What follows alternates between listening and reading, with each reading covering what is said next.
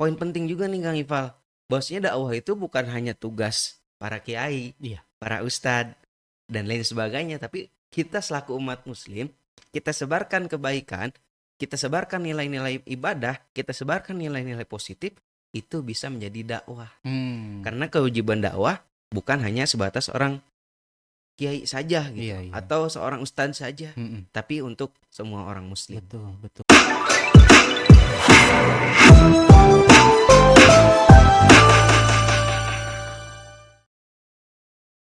Assalamualaikum warahmatullahi wabarakatuh. Sahabat aksi dimanapun berada, semoga kita semua dalam keadaan sehat walafiat. Amin. Kembali lagi bersama saya Muhammad Rifaldi selaku tutor di Sekolah Aksi. Pada kegiatan kali ini saya akan menjadi host pada acara podcast Aksi Menginspirasi. Pertama-tama, mari kita mengingatkan diri kita untuk selalu berbicara dengan penuh kebaikan dan ketulusan dalam berdakwah di dunia maya. Kita hidup di zaman di mana media sosial menjadi salah satu sarana terbesar untuk menyampaikan pesan-pesan keislaman. Ngomongin tentang dakwah, hari ini di podcast Aksi, kita kedatangan tamu spesial di mana beliau adalah seorang yang cukup mendalami di bidang media dan juga dakwah, yaitu ada Kang Aditya Wijaya. Bersama beliau kita hari ini akan membahas bagaimana kita bisa memanfaatkan media sosial dengan baik dalam berdakwah. Maka tema kita kali ini adalah dakwah bil medsos. Oke, kita sapa narasumber kita, ada Kang Aditya Wijaya. Gimana kabarnya Kang Adit? Alhamdulillah sehat Kang Ipal. Alhamdulillah. Kang Ipal gimana nih kabarnya? Alhamdulillah Sehat. baik. Menjelang Ramadan ya. Iya. Harus semangat menyambut Ramadan. Betul. Dan kita juga ucapkan kepada yang hari ini Iya. mereka sedang berpuasa, selamat menunaikan, menjalankan ibadah puasanya ya. Nah, terima kasih juga ya saya Tum Adit bisa datang ke podcast ini. Gimana nih? Kesan Kang Adit ketika datang ke sini? Alhamdulillah saya ngerasa kayak lagi belajar Kang. Oke. Namanya kan sekolah aksi ya. Sekolah berarti kan tadi tempat kita belajar. Betul. Nah sekarang kalau misalnya ditanya bagaimana perasaannya, saya ngerasa lagi belajar. Belajar Oke. apa? Belajar mengembangkan mental saya, belajar menyampaikan apa yang saya punya gitu. Karena belajar itu bukan tentang kita menulis, Iya, betul. tapi belajar juga menyampaikan itu kadang sulit untuk kita berdakwah. Betul. gitu. Nah, kemarin kan saya kontak ya Kang Adit ya, Iya. untuk bisa menjadi narasumber di podcast Aksi Menginspirasi ini. Heeh. Lalu Kang Adit itu ingin mengambil tema dakwah bil medsos. Heeh. Nah, apa sih landasan Kang Adit mengambil dakwah bil medsos? Gini Kang Ipal, sekarang kan momentum masuk bulan Ramadan nih, Betul. yang notabene-nya di mana kita rata-rata melaksanakan kegiatan-kegiatan berbasis ibadah. Iya, betul. Nah, sekarang juga kita masuk di era 5.0 gitu ya, di mana serba digitalisasi, Betul. sehingga kehidupan kita tuh nggak jauh dari media gitu. Tidak bisa lepas itu. Tidak bisa lepas. Makanya gimana caranya kita meringkas sedemikian rupa, seapik mungkin bagaimana kegiatan ibadah kita ini bisa kita dakwahkan melalui media. Betul. Kalau misalkan kita kupas sedikit, media kan berarti sarana. Iya. Nah, sarana yang kita gunakan ini harus kita pergunakan dengan baik. Karena makna konotatif dari masyarakat sekarang ini, media itu khususnya punten ya, media sosial TikTok, yang lain sebagainya itu kotor, negatif gitu ya. Betul. Sehingga kita bagaimana caranya kita bisa menetralisir hal itu dengan kegiatan-kegiatan positif. Iya. Jangan berbicara tentang riya atau ujub atau takabur Kang betul. Ipal.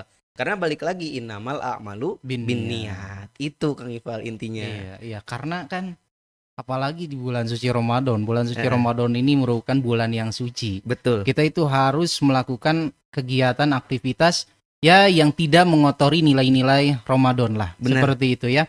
Di antaranya kan banyak sekali gitu di media, tontonan tidak menjadi tuntunan. Benar. Gitu. Nah, maka Kang Adit ini ya mengambil tema dakwah bil medsos ini, semoga nanti penggiat-penggiat media itu bisa memanfaatkan medianya dan menjadi ladang pahala. Pahala, bener Kang Ipal. Oke, gitu. Betul, Dengan betul. cara apa tuh? Dengan cara kita mempublikasikan hal-hal positif, contoh Kita nemu pamflet nih scroll di IG. Iya. Ada misalkan syarat-syarat puasa atau Oh. mungkin hal-hal yang membatalkan puasa. Iya. Kita Iya. share jadiin story atau mungkin kita jadiin feed di Iya, Instagram. betul. Orang baca, orang tahu, itu jadi ibadah, jadi Iya. pahala buat kita Kang Iqbal. Oke. Nah, jadi kan Kang Adit ini selaku mahasiswa ya yang mendalami ilmu seputar dakwah. Sedikit. Sekarang riwayat pendidikan dulu lah. Saya ingin tahu dulu. Mm-mm. Riwayat pendidikan sekarang sedang apa, Kang? Kebetulan saya lagi nyusun. Nyusun. Kalau sekarang jurnal ya, bukan skripsi iya, lagi. Iya. Kemarin baru seminar proposal. Mm-mm. Insya Allah nanti kemungkinan habis Lebaran ada kompret dilanjut dengan jurnal. Sebentar Mohon doanya lagi juga ya. Kang Iqbal nih. Amin. Sebentar lagi ya. Sebentar lagi juga Kang Iqbal nyusun. Ngomong ngambil jurusan apa, Kang? Ngambil jurusan komunikasi penyiaran Islam. Oke, komunikasi penyiaran Islam. Ada Iya. kata penyiar Islam. Oke, Nah. maka sesuai ya dengan basic nih, Kang Adit Insya Allah nih. sesuai. Oke, nah bagaimana Kang Adit ya melihat peran media sosial dalam menyebarkan pesan dakwah digital ya di tengah masyarakat modern? Kalau misalkan kita melihat media sosial di masyarakat modern, balik lagi ke omongan saya, tidak lepas dari media. Iya. Terkadang kita lihat anak kecil aja lagi makan, HP. Sambil HP. Ya. Artinya apa? Ada nilai di situ kita bahwasanya tidak bisa terlepas dari media. Mm-mm. Kalau misalkan Kang Iqbal perhatiin deh, anak-anak pasti, kalau nggak anak-anak di kampus deh, lagi makan pasti scrollnya HP. TikTok, IG. Nah, bagaimana caranya kita bisa memasukkan nilai positif di sana? Oh iya. Balik lagi yang tujuannya itu nanti bermuara pada ibadah. Yang kalau misalkan kita share, mereka tahu, mereka lakukan, kita kecipratan pahalanya. Kan pahala jariah, Iya, betul nggak? betul.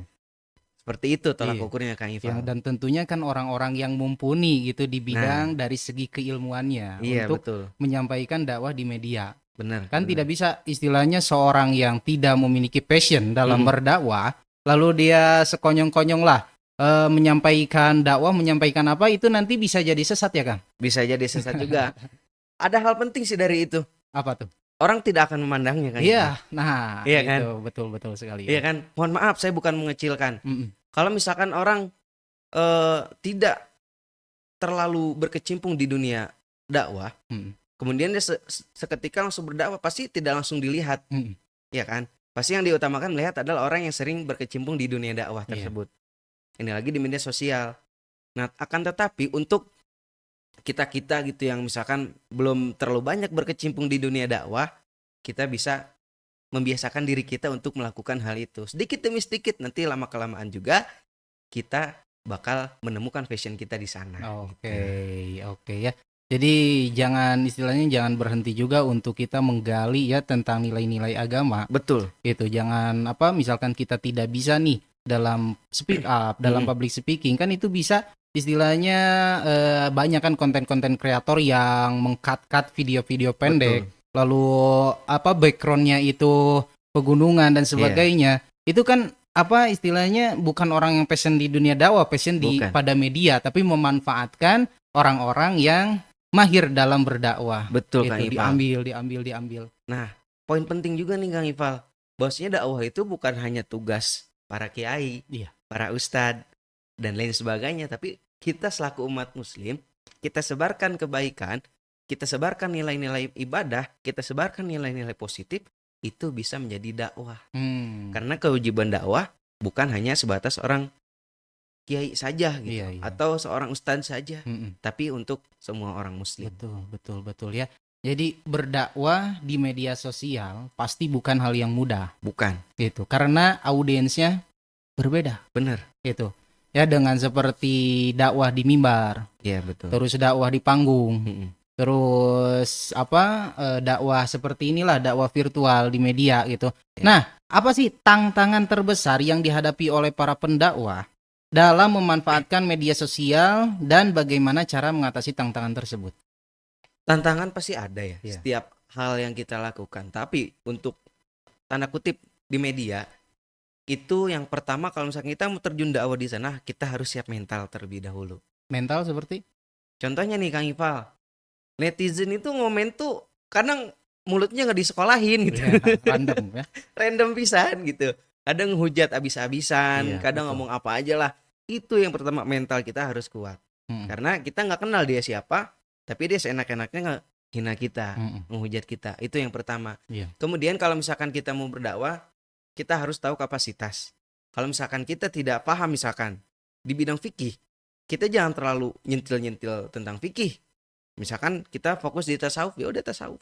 Iya. Kalau misalkan kita fokus di bidang apa namanya fikih, kita jangan musik tasawuf, ya udah lurus di fikih. Iya. Jadi ketika ada yang menghujat tentang fikih atau tasawuf atau selain di bidang kita tetap lurus pada tujuan kita Iya. gitu. Jadi Betul. kalau misalkan ditantang pun kita ya fokusan kita Mm, tasawuf, sudah menguasai sudah pada hal menguasai itu. gitu. Jadi Kang Ipal. ketika kita tidak menguasai pada ilmu tersebut, Mm-mm. ketika ada orang yang bertanya, bingung, ambigu kita Iya betul. ya mencari jawabannya ini seperti apa karena tidak menguasai. Karena Om. tidak menguasai betul Kang Mm, Ipal. Nah sebaiknya kita harus tahu fokusan kita kemana Iya, nih. Iya. Kita kajian kita atau di bidang nahwu sorof kah, di bidang fikih kah, Mm-mm. atau tasawuf kah, Mm-mm. itu harus tahu kita Nah, mau kemana banyak arahnya. sekarang ya, Kang Adit ya, Heeh. di media-media sosial, apalagi di Instagram itu. Iya. Ada yang orang ahli dalam lugo. Dia istilahnya buat question gitu, kayak pertanyaan-pertanyaan, lalu ada pilihan gandanya dijawab. Nah, seperti itu mungkin ya. Iya, itu juga bisa jadi dakwah. Hmm. Karena nanti kalau misalkan lebih bagusnya ya ketika ada yang ngasih question kayak ABC gitu Iya. ya, pilihan ganda. Kemudian kalau misalkan ada yang salah, kita benerkan gitu. Kita klarifikasi Oh, iya, klarifikasi lewat video gitu. Mm-mm. Bahwasanya yang benar tuh ini karena jelasin, maka itu bisa jadi nilai dakwah juga kan. Oh, iya. Kalau misalkan kita terbatas gak bisa ngejelasinnya nih, hanya sebatas ngasih question saja, nggak Hmm. apa-apa. Karena dengan mereka tahu oh ini salah, yang benar ini, itu pun udah jadi dakwah juga. Kalau misalkan kita mau bahas tentang spesifik tentang dakwah di media sosial seperti itu. Oke. Jadi di antara tantangan yang pertama tadi kuasai dulu passion kita, Passion kita di ya, mana? di mana, terus Siapin mental. jangan siapin lupa. mental. Mm-mm. Ada lagi? Mungkin itu sih yang harus kita ini ya. Ini kan soalnya mohon maaf saya berbicara bukan untuk para kiai, Iya, para sesepuh Betul, mungkin betul, ya. betul. Ini untuk kita kaum anak muda yang mungkin ingin mencoba berkecimpung dakwah di media sosial. Iya, kan ini objeknya dakwah di media sosial. Betul. Gitu. Jadi ketika kita ingin berdakwah di media sosial, nah dua poin itu, mental dan juga tadi kuasai apa fashion yang kita miliki itu supaya menghindari ya dari Betul. hujatan-hujatan netizen dan Netizen, sebagainya, dan juga untuk menghindari perbedaan-perbedaan. Betul. Itu banyak sekali kan ketika ada seorang pakar dalam ilmu fikih itu ketika menyampaikan pesannya itu pasti kan ada perbedaan-perbedaan di situ. Oh, ini tidak sesuai dengan apa yang saya lakukan. Tapi Pasti. ketika menguasai ilmunya, betul. Ya itu menurut madhab antum misalkan. Tapi betul. kalau menurut madhab kita seperti ini. Jadi kuatlah referensi seperti itu. Betul. Betul sekali. Satu ya. lagi Kang Ipal, Apa? jangan lupa tabayun dan juga murojaah ke guru kita masing-masing. Oh, Itu iya, paling iya, penting. Iya. Nah, seiring dengan perkembangan teknologi, Ya. bagaimana kita bisa memastikan pesan dakwah kita sesuai dengan nilai-nilai Islam dan etika yang baik di media sosial? Bicara etika nih. Bicara etika ya. Hmm. Di Indonesia itu tidak hanya Islam saja. Iya. Ketika ini cerita sedikit ya. Betul. Ketika saya ada mata kuliah tentang pengembangan dakwah seperti itu, saya bertanya ke dosen, Pak, syarat dakwah yang baik tuh seperti apa sih? Yang toleran gitu, yang baiklah, sama kayak Kang Ifal tadi pertanyaannya. Yang terpenting itu tidak menyinggung hati dari lain agama. Karena kalau misalkan tidak menyinggung hati atau menyinggung akidah lain, semua kajian atau semua dakwah yang kita sampaikan insya Allah bakal masuk. Karena kita tidak mengujar kebencian. Kalau misalkan kita sudah membuat goresan atau menjelekan agama lain atau golongan lain, wah, siap-siap aja tuh. Iya, Di komen habis-habisan pasti. Betul. Karena kan yang tadi itu ya kita itu berbeda suku, beda budaya dan sebagainya. Apalagi kan dakwah di media sosial harus menyesuaikan kultur seluruh Indonesia. Harus seperti menyesuaikan, harus Makanya masuk ke semua suku. pentingnya gitu. etika seperti itu. Betul. Yang penting kita tidak menyinggung agama lain, tidak menyinggung perasaan orang lain. Kita lurus ya lurus. Iya. Saya boleh cerita dikit. Boleh. Panjang juga boleh. Saya kalau misalkan di media sosial itu Iya. saya suka melihat dakwahnya Gus Ikdam. Gus Ikdam. Iya. Iya. Karena beliau bisa menyesuaikan ke kalangan muda Mm-mm. dan juga beliau bisa merangkul ke seluruh kalangan agama. Iya. Buktinya saya lihat di TikToknya gitu. Beliau itu bisa merangkul orang-orang Konghucu, Mm-mm. bisa merangkul orang-orang non-Islam juga seperti Kristen dan lain sebagainya. Menurut saya itu suatu hal yang luar biasa. Karena mayoritas pada umumnya di Indonesia, kiai-kiai atau para penceramah itu hanya fokusannya kepada orang Islam saja. Iya. Akan tetapi Gus Ikdam ini bagaimana caranya bisa menyatukan antara agama-agama lain itu bisa masuk gitu. Mm-mm. Dakwahnya tuh lembut di hati, Iya. tidak menyinggung, tidak menjelekan, tapi nasihat-nasihatnya tuh masuk. Mm-mm. Itu hal yang luar biasa menurut Ya, saya, Kang itu Ikdam. sebagai cara juga ya. Cara. Karena ketika kita ingin meyakinkan seseorang, Mm-mm. misalkan nih orang yang wah sangat susah sekali jauh dari agama istilahnya, Iya. langsung kita, oh kamu itu gak boleh melakukan hal itu, haram, neraka, ya jahanam Gak kamu itu, bakal ada yang masuk Islam, Iqbal. tidak terima ya. Pasti tidak akan Contoh terima. seperti dakwahnya Nabi kan, Betul. yaitu bil akhlaknya dengan akhlaknya. Akhlaknya luar biasa, Iya. sabarnya. Mm-mm. Kang Iqbal juga mungkin tahu ya, Iya. ketika Nabi dilempari kotoran Mm-mm. seperti hal itu, mungkin Nabi tingkat sabarnya lebih tinggi gitu. Mm. Kalau misalkan saya gitu kan, yang seperti itu dilempari kotoran, lempar balik. Betul, betul. Tidak beda tingkatan lah kita. Beda tingkatan jauh. Kesabaran kita. Ya kesabaran kita jauh banget. Oke. Nah, tadi bicara salah satu ustadz favorit Iya. Kang Adit yaitu Gus Ikdam. Iya. Tapi saya juga baca nih, kan itu sistem majelisnya Gus Ikdam itu menampilkan konser-konser, mengundang Iya. artis dan sebagainya. Ada juga itu komentar-komentar yang negatif. Mm-mm. Kok ustadz itu seperti itu sih? Membiarkan orang joget-joget dan sebagainya. Nah, itu bagaimana tanggapannya, Kang? Menurut saya itu suatu cara, Oh, iya. Yang suatu tadi. cara beliau. Kenapa? Semua kalangan bisa masuk. Mm-mm. Beliau sediakan fasilitasnya. Iya. Iya kan? Yang penting orang itu bisa tertarik dulu deh sama kita gitu. Contoh Kang Ipal, ada misi dakwah orang pemabuk. Mm. Kalau misalkan kita langsung, lu jangan mabuk gitu, nggak bakal Banting bisa masuk. botolnya. Botol yang ada botolnya layang ke kita, Kang Iqbal. Mungkin cara Gus Ikdam itu gini, analogi sederhananya ya. Orang pemabuk itu kita kasih dulu minumannya, Iya. kita kita saranain, kita sediain itu sarananya. Kemudian kalau misalkan makin lama, baru tuh pasti orang juga bakal malu gitu. Oh dia ustadz loh, oh dia kiai loh, sampai segitunya nyediain ke kita loh. Padahal mereka tahu itu jalan yang salah. Jadi Mungkin benang kenela hatena cek kenal. hatena heula Ya, dibenangkeun ketika gitu. hati itu sudah didapatkan ya apapun pasti akan dilakukan. Betul. Dan menurut saya itu Gus Ikdam itu suatu cara gitu. Iya. Gimana beliau bisa mendapatkan hati masyarakat untuk berdatang. Kalau misalkan datang pas itu doang, malu dong. Buktinya antara konser-konser yang lain dengan pengajian lebih membludak pengajiannya Kang Ipal. Iya. Itu merupakan suatu cara dan caranya itu sukses gitu. Iya, yang Gus Ikdam lakukan. Tapi itu kan hanya seorang Gus Ikdam ya. Iya. Tapi kalau seluruh kiai-kiai menerapkan metode seperti itu dirasanya kurang baik juga kan? Baik juga. Ya itulah pentingnya kita harus bisa melihat situasi. Iya. Misalkan udah ada nih kiai yang misalkan dakwahnya tegas. Mm-mm. Udah ada nih kiai yang dakwahnya lembut. Mm-mm. Udah ada nih kiai yang dakwahnya seperti tadi Gus Ikdam. Iya. Jadi kita harus bisa melihat situasi Menyesuaikan. dan kita harus bisa menyesuaikan gitu. Iya, jadi melihat situasi kultur yang ada di lokasi tersebut. Betul Kang Ipal. Ya, makanya ya tidak seluruhnya penerapan yang dilakukan Gus Ikdam itu bisa dilakukan juga di Enggak. tempat-tempat yang lain. Hati-hati Oke. nanti kalau misalkan kita yang nerapin Kang Iqbal, kita bisa keikutin.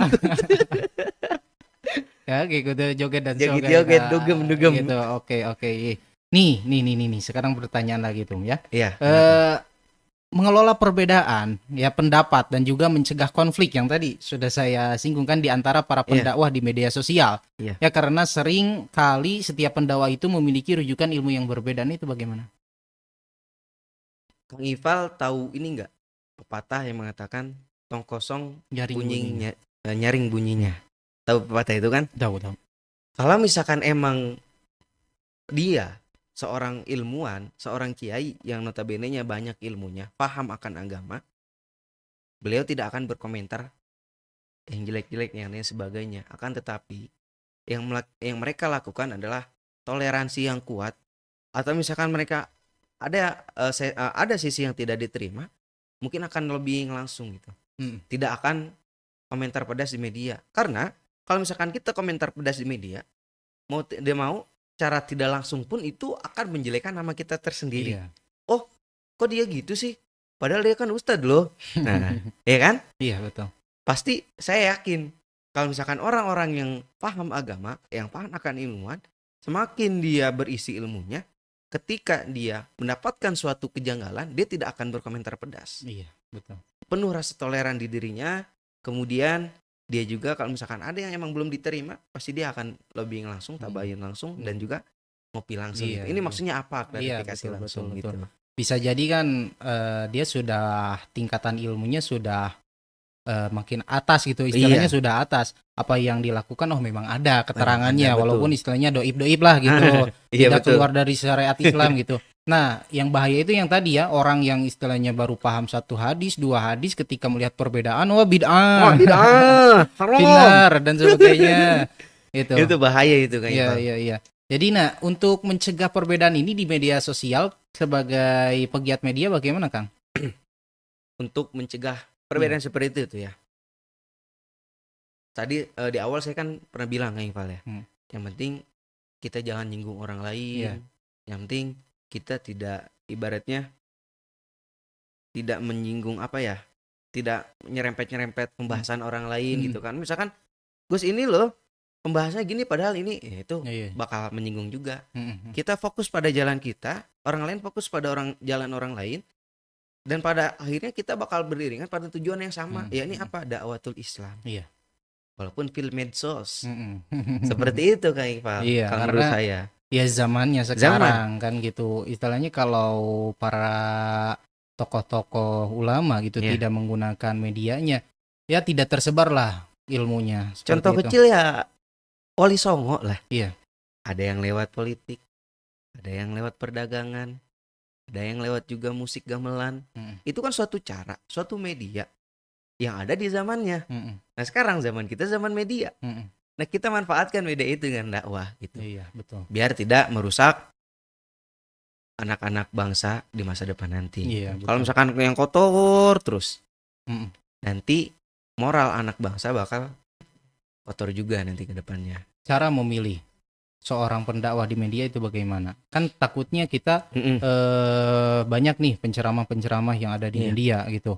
Ternyata penceramah itu aliran-aliran hitam, aliran sesat. Ya, kalau aliran pesulap merah ya gak apa-apa lah. Karena itu membongkar trik-trik kecurangan para dukun kan. Betul. Itu setuju-setuju saja. Tapi kalau udah aliran hitam, nah itu bagaimana? Ini nggak harus di media aja ya. Iya. Bisa kita terapkan di kehidupan sehari-hari atau di dunia nyata. Yang pertama kita lihat dulu backgroundnya apa, gurunya siapa, orang tuanya siapa. Sehingga kalau misalkan bisa kita sambungkan tuh sanad keilmuannya, sanad keguruannya itu nyambung kemana? Nyambung gak ke Rasul? Jangan jauh-jauh dulu deh. Nyambung gak ke Tuan Syekh Abdul Qadir? Nyambung gak kepada para sahabat? Nah barulah nyambung gak ke Rasul gitu. Yang penting kita tahu sanad keilmuannya tuh siapa. Dan yang sudah terpercaya gitu. Misalkan Kang Ifal punya murid, saya gak tahu dong gitu, Kang Ipal keguruannya sanad keilmuannya kemana nih? Setelah analisis, oh ternyata Kang Ipal nyambung ke Tuan Syekh Abdul Qadir. Kalau enggak nyambung ke siapa lagi biasanya? Ya istilahnya ya siapa gitu. Yang masyhur yang bisa kita kenal. Ya yang dipercaya juga. Yang dipercaya. Kalau misalkan itu bener nyambung, bener ada, boleh kita ikutin gitu. Ini tidak hanya di media sosial saja ya. Ini bisa dilakukan di dunia nyata juga. Iya, terkadang gini Kang. Jadi orang-orang seperti ini ya, orang-orang yang istilahnya tidak sejalan dengan akidah manhaj ahlussunnah wal jamaah gitu. Dia merangkai kata, merangkai bahasa itu. Dan merangkai bahasa, merangkai kata itu dalam dalam kajian-kajian agama, sehingga banyak sekali orang-orang yang tertarik dengan bahasa-bahasa tersebut. Heeh. Ya, nah maka pentingnya tadi lihat backgroundnya itu, sanadnya gurunya siapa, itu untuk menghindari hal seperti itu. Betul, betul. Mm-mm. Dan kalau misalkan kita emang niat, kita suka nih sama guru kita gitu kan. Kita cari tahu, kita cari informasi. Oh, dia gurunya siapa sih? Iya. Gurunya itu nyambung ke gurunya siapa sih? Gurunya itu nyambung ke siapa sampai kemana dia Hmm. batasnya gitu. Kalau misalkan kita udah nyambung, sudah sesuai yang kita harapkan, ya Iya. boleh kita ikuti gitu. Tapi kalau dalam istilahnya dalam hal kebaikan gitu, Mm-mm. walaupun dari orang tersebut ya terima aja, tidak jadi Terima aja. masalah. Contoh seperti kan, hei kamu harus apa, jangan mabuk. Mm-mm. Itu hei kamu jangan berzina, kan itu sesuai. Kalau sesuai. misalkan nyerempet-nyerempet bedalah dengan istilahnya dengan akidah, nah itu baru ya Baru harus kita cermati dulu, harus Iya, kita iya. telaah gitu. Mm-mm. Nah, justru itu termasuk orang yang rendah hati, Kang Ipal. Iya. Walaupun kita bahasanya menerima kebaikan, menerima tentang kebaikan Islam dari orang yang lebih kecil dari kita nih, tapi itu benar gitu. Dan kita nerima, itu termasuk rendah hati dalam diri kita. Oh. Kita terima kebaikan kita walaupun kebaikan itu datangnya dari orang lebih rendah, lebih kecil dari kita gitu, lebih muda lah gitu. Mm-mm. Seperti itu, Kang Ipal. Sekarang berbicara strategi ya. Ya. Ya, apa strategi yang paling efektif dan menarik perhatian ya, dan memberikan pemahaman Islam terutama pada generasi muda Mm-mm. gitu, yang terkadang ingin belajar tentang Islam tapi dengan cara yang mudah, yaitu melalui media sosial. Bagaimana tuh yang efektif dan menarik? Kita pakai analogi dulu ya. Ya, oke, boleh. Kang Ipal misalkan suka nih sama cewek. Oke. Wajar dong, manusiawi dong. Iya, Manusiawi. cowok juga saya. Betul. Kang Ipal suka sama cewek. Pasti yang Kang Ipal cari itu, dia tuh sukanya apa sih? Hmm. Dia tuh lagi butuh apa sih? Sehingga bagaimana caranya Kang Ipal bisa menarik perhatian dari cewek itu. Hmm. Nah, kita terapkan ke dalam dakwah. Kebutuhan pemuda di zaman sekarang tuh apa sih gitu kan? Hmm. Terus yang pemuda suka tuh di zaman sekarang apa sih gitu? Hmm. Bagaimana kita cara bisa memenuhi kebutuhannya dan bagaimana cara kita bisa mengikuti keinginannya gitu. Yang tentunya notabene-nya tidak terlewat dari akidah gitu. Iya. Contoh misalkan anak-anak zaman sekarang tuh suka dugem. Ya bagaimana caranya kita menciptakan salawat yang Versi versi dugem. Walaupun itu menurut saya rada kurang gitu ya. keluar dari syariat enggak? Kalau keluar mah enggak. Hanya saja apa ya bahasanya? Keresapan, penghayatannya kurang gitu. Keluar dari syariat sih menurut saya tidak. Hanya saja keluar dari rasa penghayatan kita gitu, salawat kepada Nabi. Terkadang ini loh Kang Ipal, kita senang hibur jamaah dengan salawat dengan berbagai cara kita, tapi kita lupa kita tidak menghibur hatinya Nabi gitu. Contohnya tadi kita ciptakan salawat dengan versi dugem atau JJ bahasa sekarang ya, tapi kita lupa Nabi tuh mungkin hati kita nggak nyambung sama Nabi gitu. Jadi ya kita lupa gitu yang diingin sama Nabi. Makanya walaupun kita tahu kesukaannya apa, keinginannya apa, kebutuhannya apa gitu di media di zaman sekarang nih, anak-anak zaman sekarang, tapi bagaimana cara kita bisa meringkas seciamik mungkin, serapih mungkin sehingga kita bisa masuk ke sana untuk berdakwah. Iya. Ya, contoh seperti untuk tidak menyinggung perasaan Nabi ya, seperti itu. Kita ada sekarang kan syair-syair Islami. Nah, betul. Ya, itu di aransemennya digunakan sebagai musik koplo, remix, dan sebagainya. Itu kan tidak jadi masalah. Tidak jadi masalah. Kalau misalkan untuk mahlul qiyam dan sebagainya itu tidak boleh ya? Tidak boleh lah. Ya, soalnya kan mahlul qiyam khusus gitu. Kita menghadirkan Nabi gitu. Masa ya sih Nabi suruh hadir di tempat dugem gitu kan nggak mungkin gitu. Musiknya kok dugem gitu nggak mungkin. Enaknya pakai hadroh. Kita bisa menghayati, bisa meresapi gitu, sehingga mudah-mudahan ya Nabi bisa hadir gitu di tengah-tengah kita saat makhluk. Dan hal ini tentunya bukan berlaku di kalangan pesantren-pesantren atau majelis-majelis taklim yang sudah terbiasa. Betul. Ya, yang sudah terbiasa menggunakan musik sholawat, marawisan, hadroh dan sebagainya. Misalkan yang sudah terbiasa itu dirubahlah, udah gak apa-apa, udah pakai musik remix dan sebagainya. Jangan. Iya, jangan, ini mah untuk tadi menarik ya para pemuda yang tadinya suka Ya, dengan dugem dan sebagainya. Nah, antitesanya kita menggunakan cara itu. betul Kang Iqbal. Ya kalau misalkan kita yang udah biasa gitu anak kadro, Iya, masa make dugem sih itu suatu penurunan menurut iya, saya. betul betul. Ini mah hanya bisa dilakukan untuk orang-orang yang Baru bisa kenal kita lah ajak, ya, baru baru nyemplung kenal, lah gitu.